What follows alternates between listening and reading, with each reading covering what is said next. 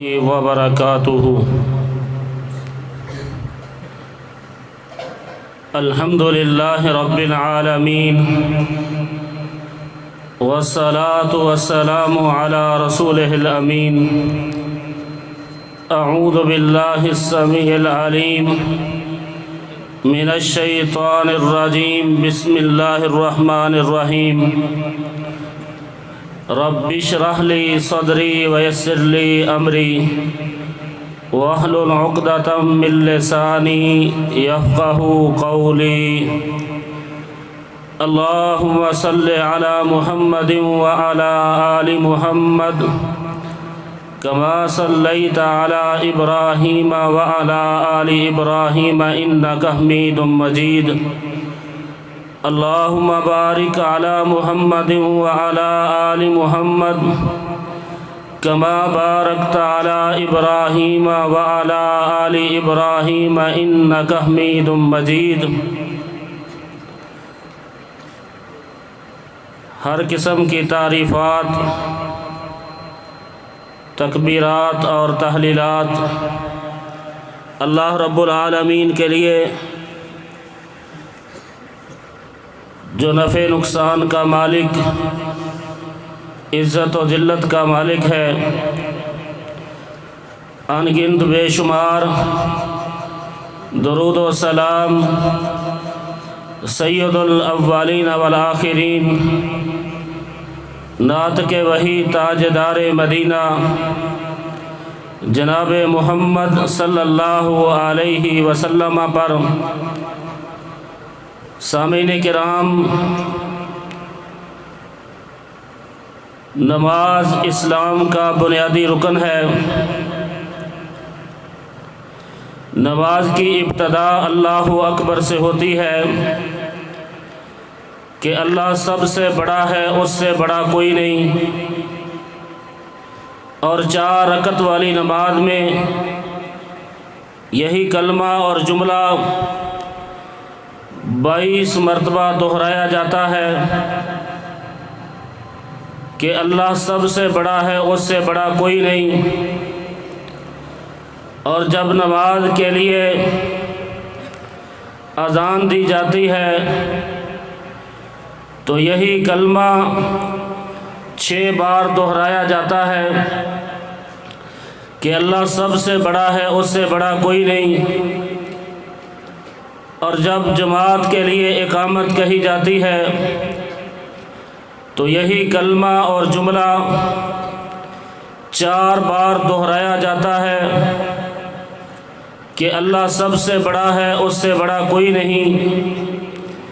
نماز کا ہر رکن اس بات کا سبق ہے کہ بڑائی کبریائی صرف اور صرف اللہ کے لیے ہے اور کسی کے لیے نہیں۔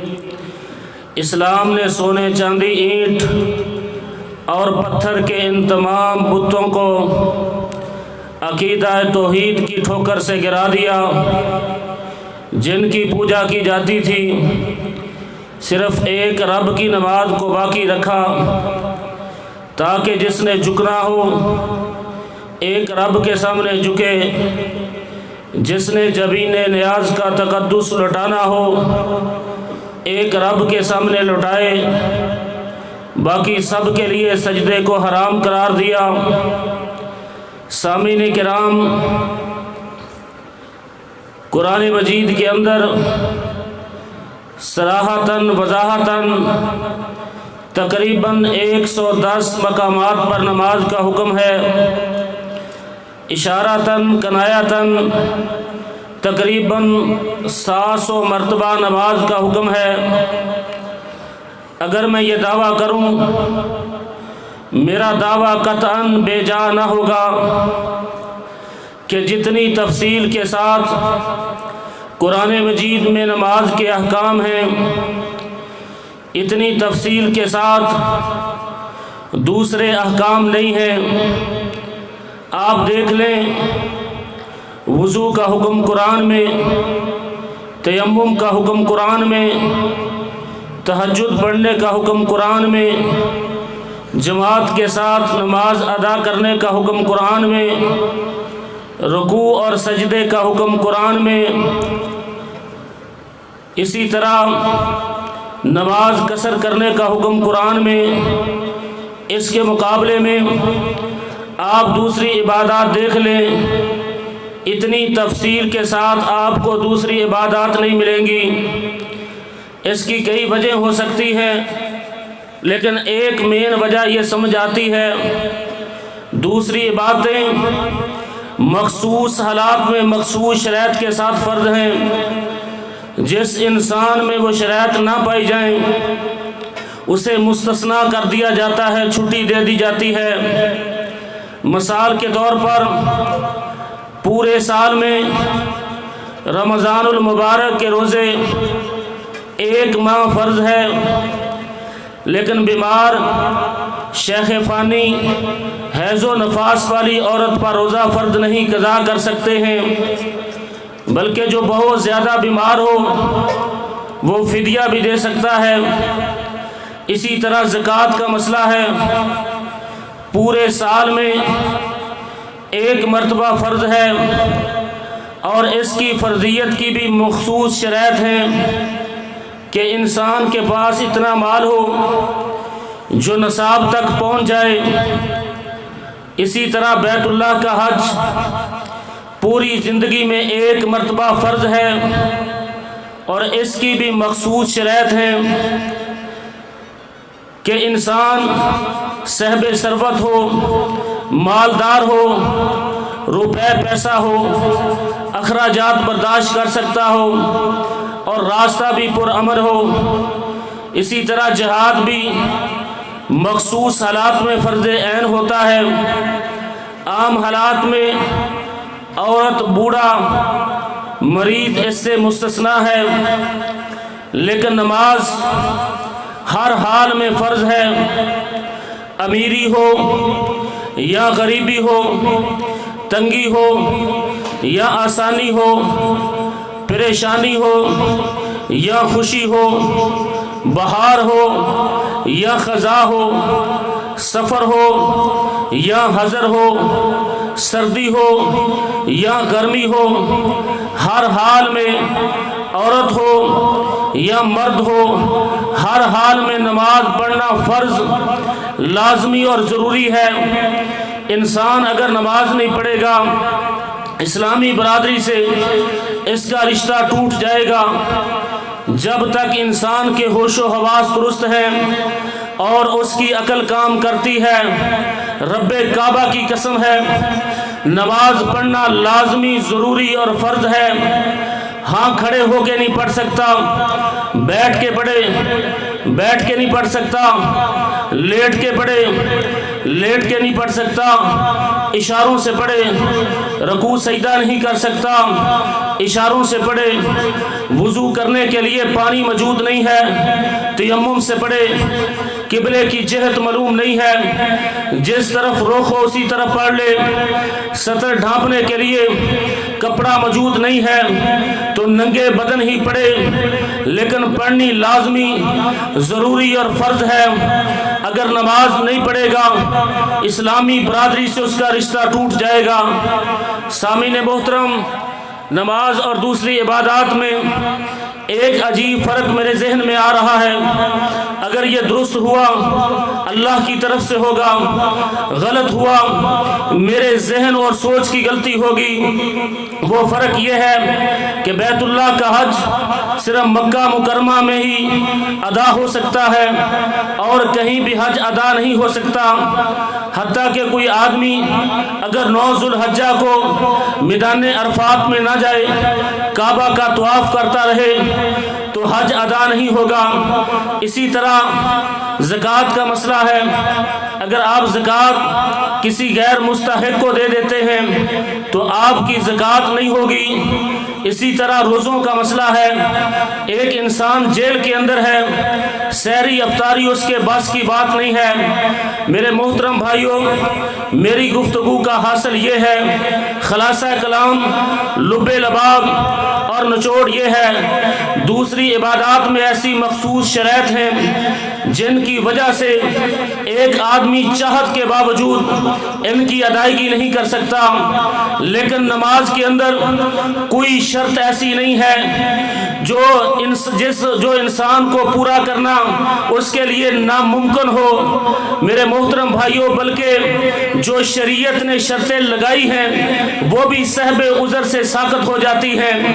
کھڑا ہو کے نہیں پڑھ سکتا، بیٹھ کے پڑھے، رکوع سجدہ نہیں کر سکتا، اشاروں سے پڑھے، اور بیٹھ کے نہیں پڑھ سکتا، لیٹ کے پڑھے، وضو نہیں کر سکتا، تیمم سے پڑھے۔ پڑھنی لازمی اور ضروری اور فرض ہے جب تک انسان کی ہوش اور عقل ٹھکانے ہیں اور اس کے ہوش و حواس درست ہیں، نماز پڑھنی لازمی، ضروری اور فرض ہے۔ تو میرے محترم بھائیوں، میں نے آپ کے سامنے نماز کی اہمیت کو بیان کیا، اب میں آپ کے سامنے آپ کو بہت بڑا پیغام دینے والا ہوں۔ انتہائی غور کے ساتھ سننا، توجہ کے ساتھ سننا، انشاءاللہ الرحمن آپ کو بہت زیادہ فائدہ ہوگا۔ انتہائی توجہ کے ساتھ میں آپ کے سامنے نماز چھوڑنے کے نقصانات، نماز چھوڑنے کے خسارے انشاءاللہ الرحمن انتہائی اختصار کے ساتھ بیان کرنا چاہتا ہوں۔ اے پکھا ادھر نہ لائے ہو۔ تو میرے محترم بھائیوں، نماز چھوڑنے کا سب سے پہلا نقصان، پہلا خسارہ، پہلی ذلت، پہلی رسوائی، پہلا وبال اور پہلا عذاب یہ ہے، جو انسان نماز کو چھوڑ دیتا ہے وہ اپنے آپ کو جہنمی بنا لیتا ہے۔ نماز چھوڑنا جہنم میں جانے کا سب سے بڑا سبب ہے، اور یہ میری بات نہیں ہے، کسی مفتی کا فتویٰ نہیں ہے، کسی شیخ الحدیث کی بات نہیں ہے۔ ہوا ادھر آ رہی ہے، میں نے کیسے ادھر نہ لاؤں۔ میرے محترم بھائیوں، یہ کسی مفتی کا فتویٰ نہیں ہے، کسی شیخ الحدیث کی بات نہیں ہے، کسی ملا کی بات نہیں ہے، کسی جبے کبے دستار پگڑی والے کی بات نہیں ہے، یہ عرش والے رب کی بات ہے اور محمد علیہ السلام کی بات ہے۔ میرا عقیدہ ہے اور آپ کا بھی ہونا چاہیے، یہ آسمان ٹوٹ کے زمین پر گر سکتا ہے، زمین پھٹ سکتی ہے، پہاڑ اپنی جگہ سے ہل سکتے ہیں، میری بات غلط ہو سکتی ہے، آپ کی بات غلط ہو سکتی ہے، ملا کی بات کو رد کیا جا سکتا ہے، لیکن فتوی رسول، حکم رسول، ارشاد رسول، سنت رسول، حدیث رسول اور آپ علیہ السلام کی زبان اطہر سے نکلنے والے الفاظ اور جملے غلط نہیں ہو سکتے، رب کا قرآن غلط نہیں ہو سکتا۔ میرے محترم بھائیوں، بڑا ہی دردناک قصہ، دلوں کو ہلا دینے والا، زندگیوں کو تبدیل کر دینے والا، بے نمازیوں کو نمازی بنا دینے والا، اور جو انسان یہ قصہ سن کر، قرآن کی یہ آیات سن کر اپنی زندگی کو تبدیل نہیں کرے گا، اپنی زندگی میں جو ہے بدلے گا نہیں، اور بے نمازی ہے، نمازی نہیں بن جاتا، کل قیامت کا دن ہوگا، اللہ کی عدالت میں، اللہ کے میدان معاشر کے اندر اس کے پاس کوئی حجت اور دلیل، تعویل اور بہانہ نہیں ہوگا کہ مجھے تو پتہ ہی نہیں تھا۔ وہ قصہ کیا ہے؟ اللہ کا قرآن ہے، 29واں پارہ ہے، سورت کا نام المدثر ہے، آیت نمبر 42 ہے۔ اللہ تعالیٰ بڑا ہی دردناک قصہ بیان کرتے ہیں کہ جنتی لوگ جنت میں چلے جائیں گے اور جہنمی لوگ جہنم کے اندر چلے جائیں گے۔ جنتی لوگ جہنم کے اندر دیکھیں گے کسی کا باپ، کسی کا بیٹا، کسی کا بھائی، کسی کا ہمسایہ آگ کے اندر جل رہے ہوں گے، گرم پانیوں کے اندر ہوں گے اور گرم چشموں کے اندر ہوں گے۔ جنتی لوگ جہنمیوں سے یہ سوال کریں گے، ما سلککم فی سقر، اے جہنمیوں تمہارے دنیا کے اندر بڑے دعوے تھے، میں پکا اہل حدیث ہوں، میں پکا اہل سنت ہوں، میں عاشق رسول ہوں، میں محب رسول ہوں، تم بڑے اسلام کے دعوے کرتے تھے، آج تم جہنم میں کس وجہ سے آئے ہو؟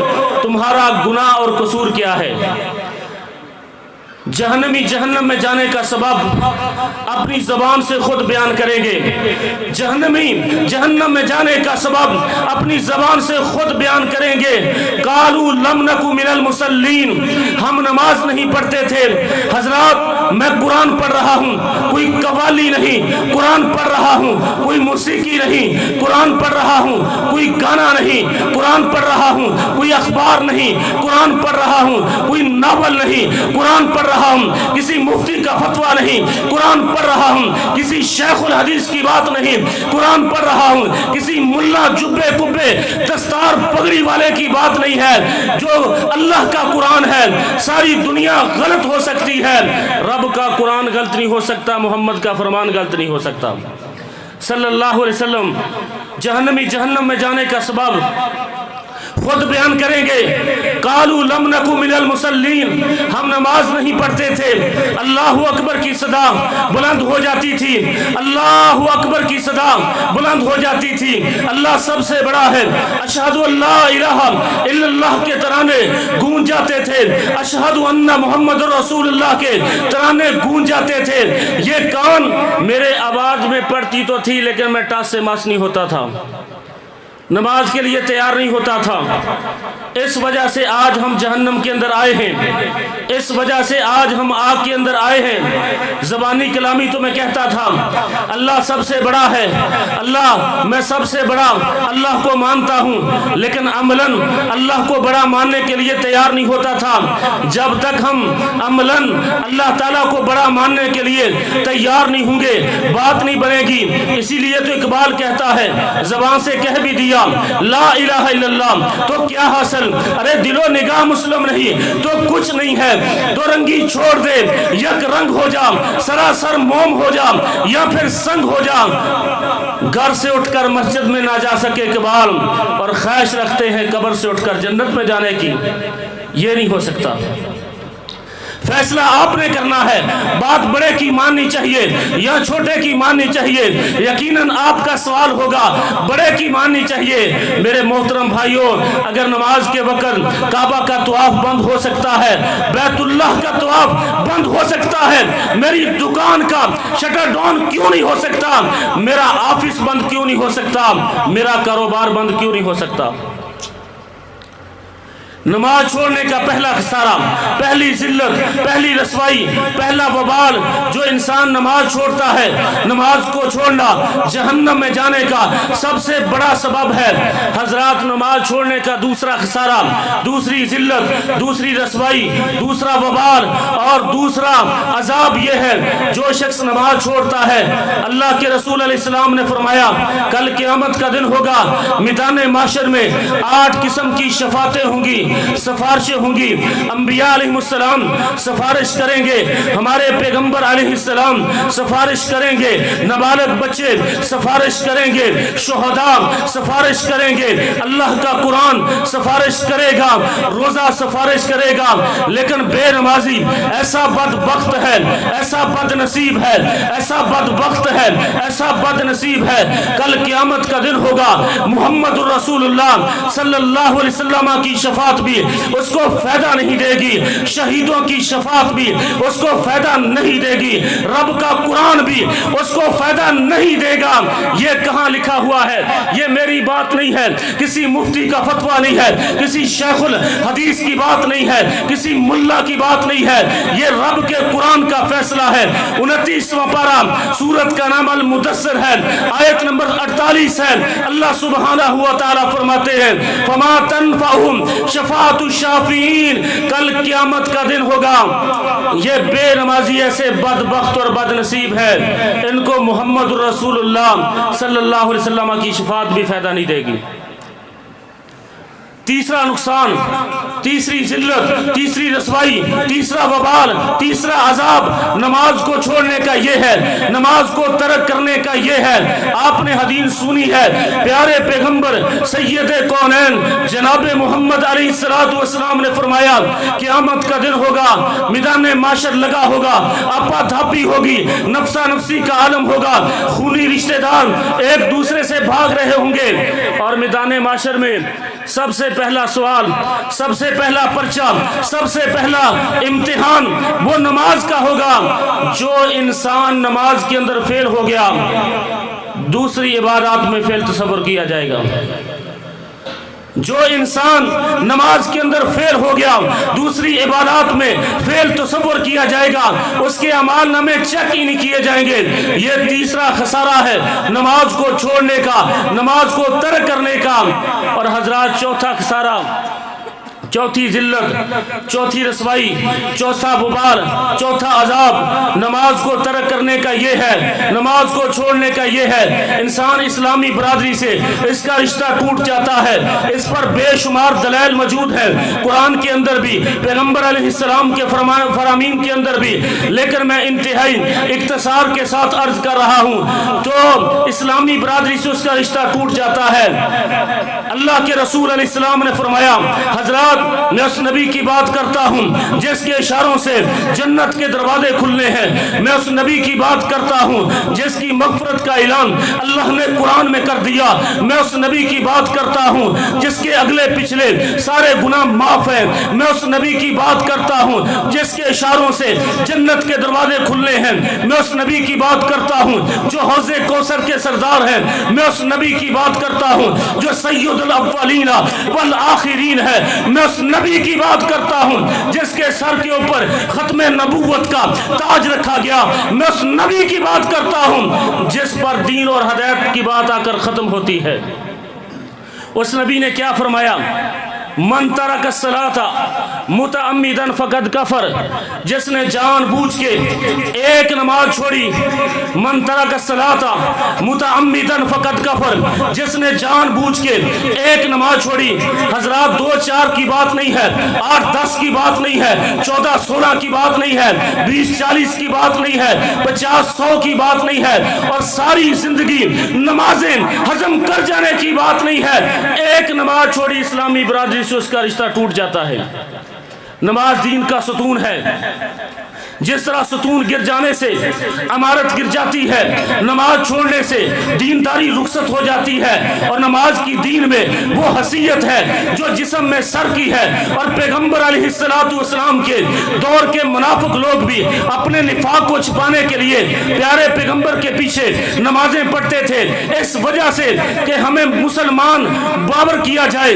ہم اپنے آپ کو مسلمان کہلوانے کے لیے اللہ کے رسول علیہ السلام کے پیچھے نمازیں پڑھتے تھے۔ ان کو بھی پتا تھا اگر ہم آپ کے پیچھے جماعت کے ساتھ نماز ادا نہیں کریں گے، ہمیں اسلامی برادری میں اکاؤنٹ اور شمار نہیں کیا جائے گا۔ یہ چوتھا خسارہ ہے، چوتھی ذلت ہے، چوتھی رسوائی ہے نماز کو چھوڑنے کی۔ اور پانچواں خسارہ، پانچویں ذلت، پانچویں رسوائی، پانچواں وبال، پانچواں عذاب نماز کو چھوڑنے کا یہ ہے۔ حوالے کا ذمہ دار صحیح بخاری کی حدیث، پیارے پیغمبر جناب محمد علیہ السلام نے فرمایا، الذی تفوتہ صلاۃ العصر وطر اہلہ ومالہ، جس انسان کی ایک نماز عصر، 2-4 کی بات نہیں ہے، 8-10 کی بات نہیں ہے، 14-15 کی بات نہیں ہے، ایک نماز عصر ضائع ہو جاتی ہے، گویا کہ اس کا کاروبار، محلات، وسیع و عریض جاگیریں، کاروبار اور اس کا سارا مال و منال، اس کا سارا کچھ برباد ہو گیا، برباد ہونے کے مترادف ہے۔ جو جس شخص کی ایک نماز رہ جاتی ہے، میرا آپ سے یہ سوال ہے، ٹھنڈے دل سے سوچنا، جو شخص نماز پڑھتا ہی نہیں ہے اس کے لیے کیا ہے؟ اللہ کے رسول علیہ السلام بڑے رحیم کریم نبی تھے، آپ نے کبھی کسی کو بد دعا نہیں دی، لیکن غزوہ احزاب یا خندق کے موقع پر یہودیوں نے آپ کی نماز عصر کو لیٹ کروا دیا۔ پیغمبر علیہ السلام نے ان کے لیے بد دعا کی، اللہ یہودیوں کے گھروں کو آگ کے ساتھ بھر دے اور ان کی قبروں کو آگ کے ساتھ بھر دے۔ وجہ کیا تھی؟ انہوں نے نماز عصر کو لیٹ کروایا ہے۔ یہ اللہ کے رسول کا فرمان یہودیوں کے لیے نہیں ہے، عیسائیوں کے لیے نہیں ہے، ہم مسلمانوں کے لیے ہے۔ پیغمبر علیہ السلام کی بد دعا ہے اس انسان کے لیے جو نماز کو چھوڑ دیتا ہے، نماز میں سستی کوتاہی کرتا ہے، پیغمبر علیہ السلام نے اس کو بد دعا دی ہے۔ اور صبح کی نماز کے متعلق نبی علیہ الصلوۃ والسلام نے فرمایا لقد حممت، یقیناً میں نے ارادہ کیا ایک آدمی کو حکم دوں وہ اذان کہے اور دوسرے آدمی کو حکم دوں یا الناس وہ لوگوں کی امامت کروائے، اور پھر میں محمد علیہ السلام اپنے ہاتھ کے اندر آگ کا انگارہ پکڑوں اور ان لوگوں کے گھروں کی طرف جاؤں جو نماز کے لیے حاضر نہیں ہوئے، اور میں محمد علیہ السلام ان کے گھروں کو آگ کے ساتھ جلا دوں اور ان کو بھی آگ کے ساتھ جلا دوں۔ اتنا غصہ ہے بے نمازی کے اوپر جو بے نماز ہے، نماز کو ترک کر دیتا ہے۔ اور پیارے پیغمبر نبی علیہ السلام کا یہ بھی فرمان ہے، صحیح بخاری کی حدیث ہے، انتہائی توجہ کے ساتھ سننا، غور کے ساتھ سننا۔ اللہ کے رسول نے فرمایا جو شخص فجر کی نماز نہیں پڑھتا، شیطان اس کائنات کا سب سے پلید ہے، شیطان جیسا کوئی پلید نہیں ہے۔ فرمایا جو نماز ادا نہیں کرتا سویا رہتا ہے، شیطان اس کے کان اور ناک کے اندر، اس کے منہ کے اندر پیشاب کر دیتا ہے۔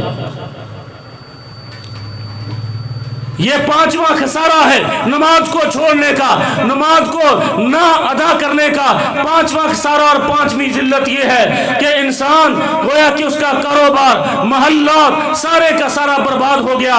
حضرات چھٹا خسارہ، چھٹی ذلت، چھٹی رسوائی، چھٹا وبال، چھٹا عذاب نماز کو چھوڑنے کا یہ ہے، نماز چھوڑنا تو دور کی بات ہے، نماز میں کوتاہی کرنا، سستی کرنا، غفلت کرنا، وقت کے اوپر ادا نہ کرنا، پابندی کے ساتھ ادا نہ کرنا اور صحیح طریقے پر ادا نہ کرنا، اس کو بھی ہلاکت کہا گیا ہے۔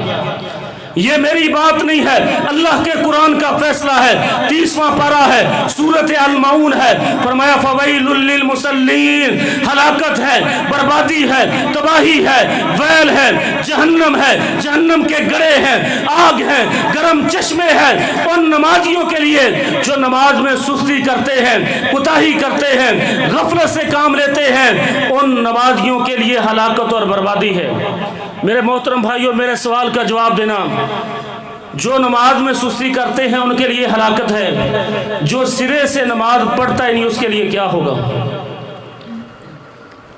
میں اپنے باپ دادا کے دین کی دعوت دینے نہیں آیا، آپ کو پریشان کرنے نہیں آیا، آپ کو ڈرانے نہیں آیا۔ رب کعبہ کی قسم ہے، مسجد میں بیٹھا ہوں، میرے دل کی صرف ایک تمنا ہے، ایک حسرت ہے، یہ خوبصورت چہرے جہنم کی آگ سے بچ جائیں، یہ خوبصورت چہرے جہنم کی آگ سے بچ جائیں۔ سورۃ مریم پارہ نمبر 16 آیت نمبر 59، فخلف من بعدہم خلف اضاعوا الصلاۃ، اللہ پاک فرماتے ہیں جن لوگوں نے نماز کو ضائع کر دیا، قیامت کا دن ہوگا، جہنم کے اندر وادی غی ہے، وہ وادی غی اس وادی کو کہتے ہیں، مفسرین تفسیر کرتے ہیں جہاں جہنمیوں کی پیپ اور خون بہہ کے آ رہا ہوگا۔ یہ چھٹا خسارہ ہے، چھٹی ذلت ہے، چھٹی رسوائی ہے، چھٹا وبال ہے نماز کو چھوڑنے کا۔ اور ساتواں خسارہ، ساتویں ذلت، ساتویں رسوائی، ساتواں وبال نماز کو چھوڑنے کا یہ ہے، نبی علیہ السلام نے فرمایا، مسند احمد کی حدیث ہے، میری آخری باتیں ہیں، نبی علیہ السلام نے فرمایا من لم یحافظ علیہا لم تکن لہ نورا، جو شخص نماز نہیں پڑھتا کل قیامت کا دن ہوگا، فرعون کے ساتھ ہوگا، حمان کے ساتھ ہوگا۔ اتنا غصہ ہے پیغمبر علیہ السلام کو بے نمازی کے اوپر، کل قیامت کا دن ہوگا، فرعون کے ساتھ ہوگا، حمان کے ساتھ ہوگا۔ میرے محترم بھائیوں، قیامت کے دن صرف دو گروہ ہوں گے، ایک انبیاء علیہ السلام کا گروہ ہوگا، فرعون کا گروہ ہوگا، ابو جہل کا گروہ ہوگا۔ کیا ہم میں سے کوئی آدمی اس بات کو پسند کرتا ہے کہ کل قیامت کا دن ہو ہم فرعون کے گروہ میں کھڑے ہوں؟ ہم میں سے ہر آدمی یہ چاہت کرتا ہے، تمنا کرتا ہے کل قیامت کا دن ہو ہم محمد علیہ السلام کے ساتھ کھڑے ہوں۔ جو شخص کل قیامت کا دن ہے نبی علیہ السلام کے ساتھ کھڑا ہونا چاہتا ہے، میں بات کو ختم کرنے والا ہوں، وہ ہاتھ کو کھڑا کرے۔ جو شخص یہ چاہتا ہے میں انبیاء علیہ السلام کے ساتھ کھڑا ہوں گا، میں عائشہ صدیقہ کے ساتھ کھڑا ہوں گا، وہ ہاتھ کو کھڑا کرے اور آج کے بعد یہ وعدہ کرے انشاءاللہ الرحمن نماز کو نہیں چھوڑیں گے۔ کیا وعدہ کرتے ہیں تمام بھائی؟ اور آٹھواں خسارہ، آٹھویں ذلت یہ ہے، ٹائم بھی انتہائی مختصر ہے، انشاءاللہ الرحمن 1-2 منٹ کے اندر میں اپنی بات کو ختم کرتا ہوں۔ آٹھواں خسارہ نماز کو چھوڑنے کا یہ ہے، نبی علیہ السلام نے فرمایا کل قیامت کا دن ہوگا، اس کے سر کو پتھروں کے ساتھ کچلا جائے گا۔ اور 9واں خسارہ، 9ویں ذلت، 9ویں رسوائی اور وبال یہ ہے، میدان معاشر قائم ہوگا، جو لوگ دنیا میں سجدہ نہیں کرتے تھے اللہ سب لوگوں کو سجدے کے لیے بلائیں گے، وَيُدْعَوْنَ، اللہ تعالیٰ سجدے کے لیے بلائیں گے، جو دنیا کے اندر سجدہ نہیں کرتا تھا کل قیامت کا دن ہوگا، اللہ تعالیٰ کے سامنے جھک نہیں سکیں گے۔ تو آؤ میرے محترم بھائیوں، یہ اللہ کے گھر میں بیٹھ کر وعدہ کریں، انشاءاللہ الرحمن نماز ہم پابندی کے ساتھ ادا کریں گے۔ جزاکم اللہ خیرہ، بارک اللہ۔ دو بھائی